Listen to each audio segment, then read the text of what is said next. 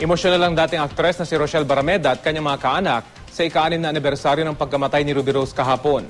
Patuloy pa rin daw umaasa ang kanilang pamilya na makakamit nilang hustisya para kay Ruby Rose sa kabila ng pag-atras ng kanilang pangunahing testigo. Balitang hatid ni Lala Roque. Huwag muna silang magpakasaya kasi papatunayan namin kahit wala si Montero, malakas ang ebidensya namin, malakas ang kaso namin, mapapakulong namin kung sino ang pumatay sa kapatid ko.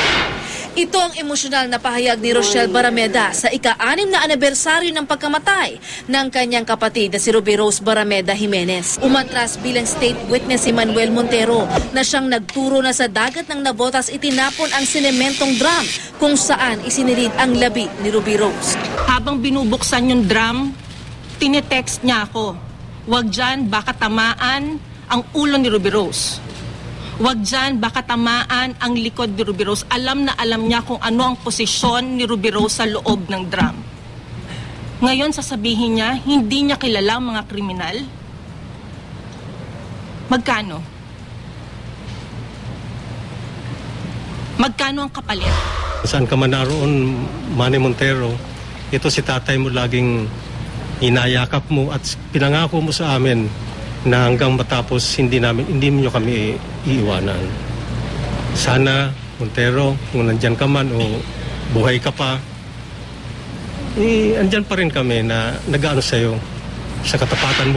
Humugot ng suporta ang mga Barameda sa Perpetual Health College sa Las Piñas, kung saan nag-high school at kolehiyo si Ruby Rose.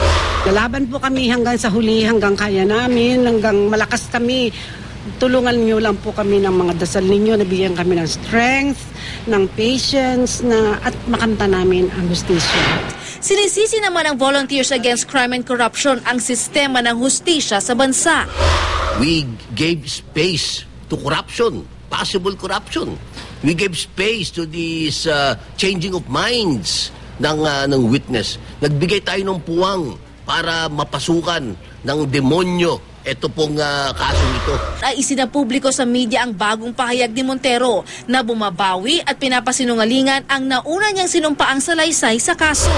Kung matatandaan, idiniin niya noon ang pamilya ng asawa ni Ruby Rose na nasa likod ng pagpatay, bagamat biyanan lang at tiyuhin ng asawa ng biktima ang nakasuhan.